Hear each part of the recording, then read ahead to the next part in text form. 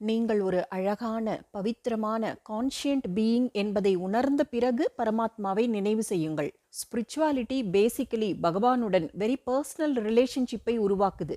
பரமாத்மாவோடு நாம உருவாக்கும் relationship is direct, real, it's very real, dynamic, it's a living relationship. இது ஒரு கான்செப்ட் கிடையாது. இதுவரைக்கும் கடவுள் ஒரு கான்செப்ட். கடவுள் இருக்கிறாரு, ஆனா அவர் யாரு, எங்க இருக்கிறாரு, என்ன செய்யறாரு எதுவும் தெரியாது. சிலர் சில விதமா சொல்றாங்க, வேறு சிலர் வேறு விதமா சொல்றாங்க. So it's a concept. ஒரு கான்செப்ட் கூட தொடர்பு வைக்க முடியாது.